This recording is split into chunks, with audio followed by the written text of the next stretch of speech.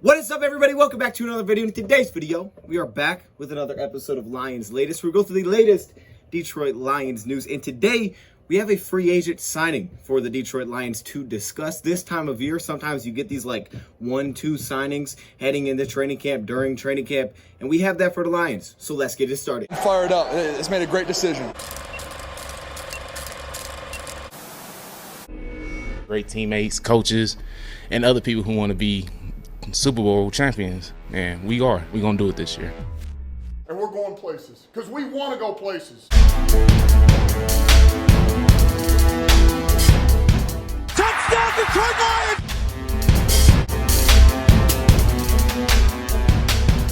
Before long, we're going to be the last one standing. Welcome, everybody, to another video. Glad you guys are here. We're back with another Lions update video. Short and sweet because I have to leave very soon. However, this is some Lions news. So I'm going to hit on it here. We're going to discuss kind of the things on the surface, the basis, the little bit that I've seen of this player. We may have to revisit this because, you know, I'm kind of excited. Like, I threw on his film not expecting very much, and I was like, I'll probably see a little bit. And I know I've seen him in the past, especially when we played him, so I already had clips of that. However, rewatching this player, I'm like, okay, he brings a little bit to the table. I'm excited to see this player. So maybe we'll wait until we break down the defensive line to take a deeper look at this player, or maybe we'll just do his own video. But if you haven't heard the news, the Detroit Lions have signed, and I hope I'm pronouncing his name right, defensive lineman Isaiah Buggs from the Pittsburgh Steelers and the Las Vegas Raiders. Apparently, he joined the Raiders in the playoffs. This is a very young defensive lineman that was a 6th-round pick back in 2019 out of Alabama, and he kind of fills out the role from what I've already seen of this player of what we were maybe thinking we might need to add, which is potentially a guy to replace John Penisini, who retired this offseason. Now, he was our backup to Alim McNeill, and even though he wasn't an perfect scheme fit, he wasn't drafted by this defense, he was still our backup to Alim McNeill, and his role did diminish last season, but you could rely on him to play about 20% of your defensive snaps in a season. He could hold down the run on early downs, and it wasn't like he was a big pass rusher, but every once in a while he could get in and get after the quarterback. Actually did a little bit more last year than I think a lot of us expected. Buggs seems to fill kind of that role with the Detroit Lions. This is a player that started off in community college due to credit reasons coming out of high school for 2 seasons. Then he went to Alabama,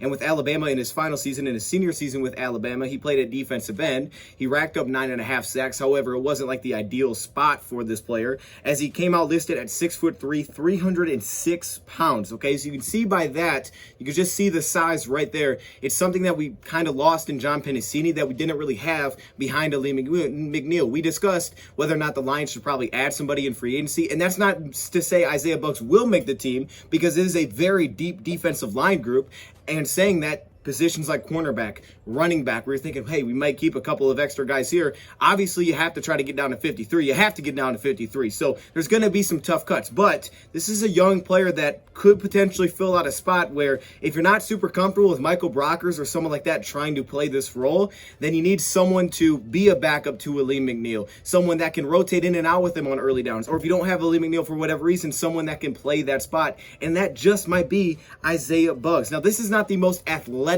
player coming out of college. Actually, his combine scores were very rough. Over 8-second 3-cone drill, that's not very good. 21.5-inch vertical. They actually have a higher vertical than that. I could say that. I got a higher vertical than that. Okay, I'll take it. You know, 20 bench press reps, I don't have a higher than that. I couldn't do one. And he ran a 5.15 40 time. When you do watch the film that I've seen so far, because I'm meant to continue watching this player, who is a very young player, as I said, he's only 25 years old, drafted back in 2019. It's not the explosiveness or the athleticism that gets you excited about this player. What gets you excited is, to me, how light he looks, how fluid he looks, how balanced he looks at the position where, again, the Detroit Lions could use some depth. He played that role for the Pittsburgh Steelers. He played the nose tackle role in a 3-4 defense. That's what the Steelers played. That every once in a while would pop out, shift with their defensive line to pop out like closer to an offensive guard. However, for the most part, this guy played head up over a center. Sometimes he would shade the center, and that was his role within this Pittsburgh Steelers defense. And even though his stats are, you know, incredible or anything like that, he played in 10 games, started in 6 of those games as a whole on last season. He played 227 defensive snaps. He put up 17 combined tackles, 2 tackles for loss, and a pass defended. But what's really important first is that his most productive statistical game last season was against us in Week 15. I knew I've seen this guy's name before. I mean, he's not a big name, but I've seen it before, and that's because when I watch us play the Steelers, he pops up a lot in this game. He had 5 total tackles in the game against us. But of course, he also got to play teams like the Packers last year, who he had less statistical production, but he looked like the same player from what I've seen so far of watching this guy. Not the most explosive downhill or upfield type of defensive lineman that you will find. He's very balanced. He keeps a very wide base. He's a little bit on the taller side at 6'3". It's not like he's like 6 foot playing nose tackle. He does have a pass knocked down the line of scrimmage though, so that works if we can get a couple of those. But he's a very controlled player. You see it against his own runs, how well he stays under control. You consistently see offensive linemen falling, just going down, trying to get hands on him because he's very balanced as a mover, very fluid, and his hands continue to work. That's what I like about him, is that he's not overly powerful. It doesn't seem like he's just pushing guys back into the pocket, yet he can hold his own. Now, where he does seem to give up some ground is when double team blocks come and they hit him in the side and they back him up like a yard or two, maybe 3 yards. But aside from that, one-on-one, he usually can handle his own size for size. He did pretty well against Evan Brown. Suits a lot of offenses you see today that try to get a lot wider, especially in the run game. Very light on his toes. He's able to maintain gaps really well. And when he does squeeze into a gap, he fills them really well. He gets very wide. He takes the gap completely away. And he's very tough to move. He gets himself anchored really well against the run in those spots. So schematically, the player I see makes a lot of sense. He's not as explosive as a Levi or guys like that. But for what the Lions are looking for, a John Penisini type of player that can back up Alim McNeill, who isn't the most explosive, but he's pretty explosive for his build. But Alim McNeill, very light on his toes. That's who he is, right? He's a very agile mover for a guy that's 320. I wouldn't say he's to that extent, but that's kind of how he looks as a nose tackle. Very active with his hands. Being a former defensive end, I think helps him here against the run and the pass. He doesn't seem to bring a ton of pass rush upside, even though PFF gave him a 66.6 pass rush grade last season, 51.7 against run and 59 overall. He didn't play a ton on passing downs for the Pittsburgh Steelers. So sub packages, things like that, he's not going to be on the field, which is fine. We're not looking for that. We got Josh Paschal. We got our guy. We got John Comiskey. We have our guys for that. We needed someone that could back up Lee McNeill, and this could potentially be that. And energetic in pursuit. He never seems to kind of just give up on a play. He always seems to play with tons of energy. Part of that's rotating, but he seems super engaged all the time. And usually if he gets any pressure, it seems to be that he just sticks with the play and continues to work across the line. Stay very, very balanced, moving across the line laterally. However, he does have some kind of like underarm move that he goes to. I don't know what you would call it, where he kind of just lifts up the arm of an offensive lineman, gets under the armpit, kind of dips his shoulders, gets underneath, and that's how he gets to the pocket.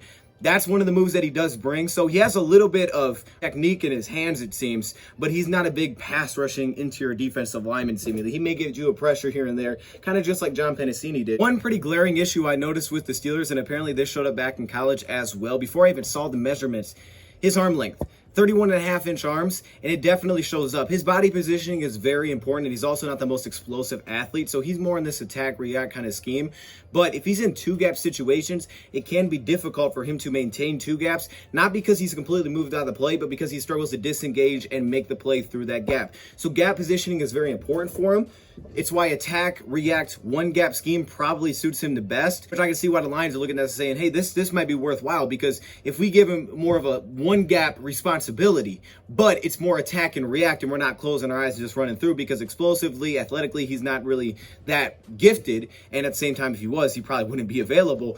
This makes sense for him. So two gap can serve issues. This is something to note. So maybe shading him would be a little bit better. I think that would make a lot of sense, because he seems to position himself really well. I think he's better in a shade alignment, but he can play head up. It's just you get inconsistencies because of his lack of arm length. For me, I think that the signing makes a ton of sense. We were wondering if the Lions were going to do this. I felt like if they didn't, it'd probably be a guy like Michael Brockers playing this type of role for us this season. More direct competitors I think you'll have hitting a training camp is going to be a young guy like Demetrius Taylor, because Taylor's coming out. He played a lot of spots, played on the outside a little bit more in college. That'll probably change in the NFL. He's on the shorter side, about 300 pounds. He'll be direct competition, I think, because he's had a lot of experience in college. Bug's another young player who had versatility back in college, probably going to have less of that in the NFL. I think these two guys are going to be very competitive. This could be an under the radar, position battle to watch, is a guy like Demetrius Taylor. Of course, we have the Cornells, things like that, but Demetrius Taylor and Bugs. And it still could be that way. There's no guarantee that Isaiah Bugs makes the team, but you see it. He was excited on social media. He was excited on Twitter. And the Detroit Lions, hey, you might as well well at least add competition, because who knows what could happen between now and then. The Lions got to see him play. He's still very young. He played against us and did well. He played against the North last season, so they got to see that film, so they know how he did against our opponents that we're going to see this year and against the same offensive linemen. So they know what they're getting in this type of player, seemingly, in my opinion. You're getting a guy that's hungry, that wants an opportunity, and clearly the Raiders thought, hey, we might need him, and they picked him up for the playoffs. That doesn't happen a ton. So Isaiah Buggs is a Detroit Lion. I'll leave it there. We'll probably come back, dive into this a little bit more. Let me know your thoughts, comments below. Thank you for watching. Congratulations, and I'm out.